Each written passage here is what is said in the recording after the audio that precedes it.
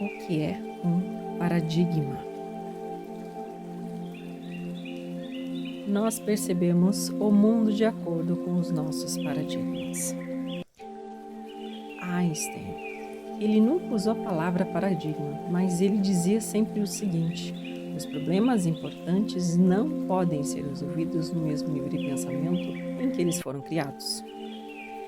O Einstein queria dizer com isso o seguinte, que você, para resolver os seus problemas, você tem que mudar o paradigma.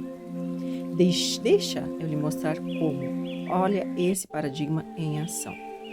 Vejam, nesse slide você possui 9 pontos. O problema é o seguinte, com 4 linhas retas, você precisa, sem tirar o lápis do papel, passar por cima de todos os pontos, de uma vez só, cobrindo esses 9 pontos. Então vamos lá. Número 1, 2, 3, 4. Você consegue ver que ficou sobrando, não deu certo. Vamos tentar diferente. Na diagonal, 2, 3, fez um triângulo e mais uma linha. Então ficou sobrando, não deu certo, não é? Então você vai ver que se você continuar com esse paradigma, desde que você não mude, você não consegue. Olha esse outro slide. A mudança de pensamento. Então você sai do quadrado, não é?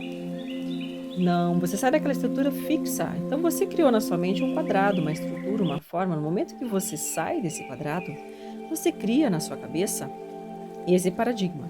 Então você precisa absorver um novo paradigma de algo que era impossível que passa a ser possível. Ou seja, quando você muda o seu paradigma, as suas possibilidades elas se multiplicam.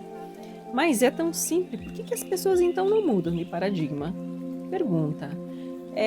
As pessoas não mudam por uma questão de referência, de estar obsoleto e não entender que aquilo não funciona mais. Apego. Em 1979, nós tivemos na Suíça mais de 65 mil suíços trabalhando no mundo dos relógios.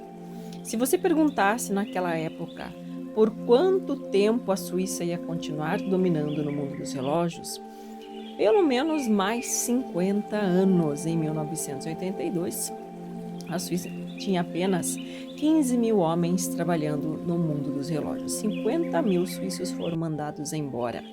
Por quê? O relógio eletrônico ele foi inventado. Antes do relógio eletrônico, a Suíça controlava mais de 90% do lucro de relógios no mundo. Depois do relógio eletrônico, a Suíça chegou a controlar menos de 15% dos relógios, desse lucro de todo mundo. Parece uma ironia do destino, mas sabe quem inventou o relógio? Não foi os japoneses nem os americanos, foi um suíço. Mas quando ele apresentou para os diretores dele o relógio eletrônico, não, isso não é um relógio.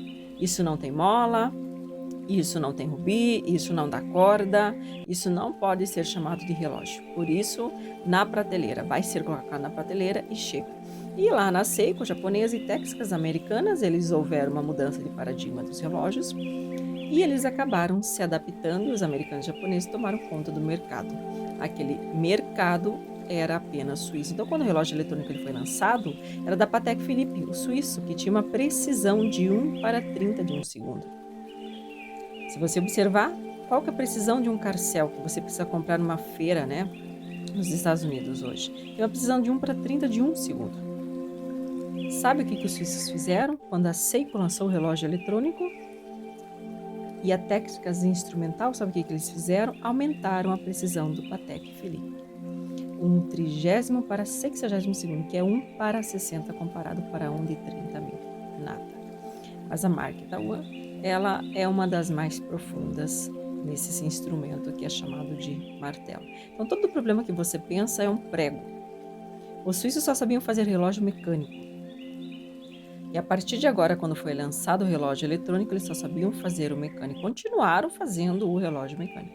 É aquela mesma quando o Henry Ford lançou nos Estados Unidos o seu modelo T do seu veículo.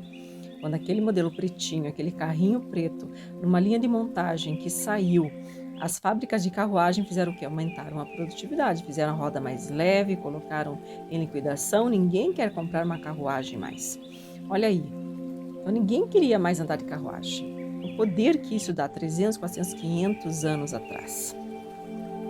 Hoje, se eu lhe der uma carruagem dessa de presente, você vai querer? Você não vai conseguir lugar nenhum. Mal você tem lugar para guardar o seu carro. O que aconteceu? Houve mudanças de paradigma no transporte. Aliás, em todas as áreas da vida existem mudanças de paradigmas. Você que precisa mudar, você precisa ver o quanto o paradigma muda e ele está segurando você na estaca zero. Quando os suíços finalmente decidiram competir com os relógios eletrônicos, todo o know-how deles, a mola mestra, aquilo acabou. Eles tiveram que aprender eletrônica com os japoneses e com os americanos. Então, toda vez que nós vamos começar um novo paradigma, nós temos que voltar à estaca zero. Ninguém quer ficar obsoleto.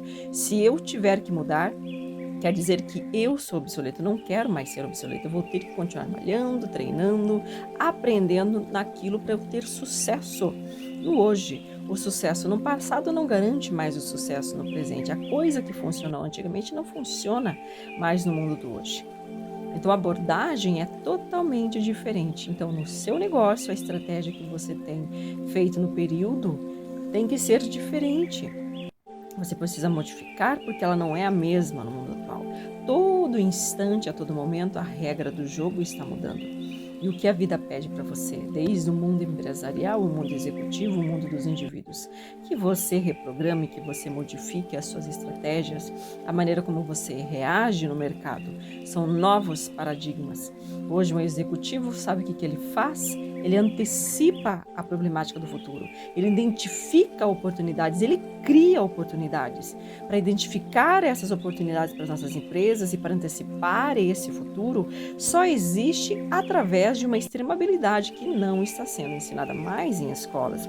As escolas apenas estão ensinando os indivíduos para o mundo, mas não existe mais. Este é o grande problema, o problema educacional.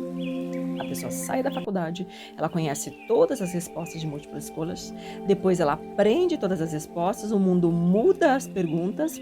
O segredo não é saber as respostas, e sim formular as perguntas. Falando em perguntas, eu vou deixar uma aqui para você.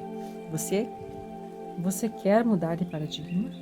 Você quer mudar o paradigma da sua vida? Eu posso dizer o seguinte: hoje é impossível na sua vida, é impossível, baseando-se nos paradigmas que você vive, você mudar sozinho ou tentar de uma forma impossível sem que você faça e repita perguntas.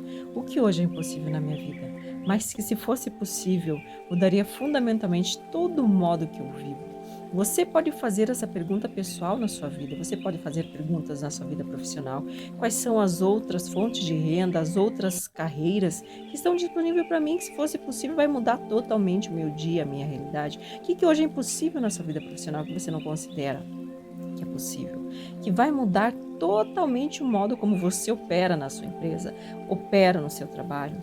Uma pergunta que eu lhe ofereço: e se, ou seja, se você fizesse isso, que foi acabado de pensar, implementasse isso, como seria? E você começaria a antecipar o futuro, trazer as novas habilidades, trazer essas informações para esse momento em que você aprendeu. A única coisa que sobrou nesse mundo caótico em que nós vivemos é que você pode seguir a sua vida com tudo que você possui nesse momento, aprendendo a identificar e perceber as mudanças desse paradigma e mudar com eles. Não tem outro jeito. Você pode transformar todo o teu dia a dia. Pergunte e veja quantas existências você tem para aceitar o novo na sua vida. Quantas existências você tem para aceitar a novidade na sua vida. Você pede mudança na sua vida, só que você está num controle extremamente exacerbado que demonstra uma inquietação, um medo com o futuro. Espero que você reflita, mude seus paradigmas e permita que o universo possa te surpreender. Beijo de luz da Margot Oliveira, Desenvolvimento Humano.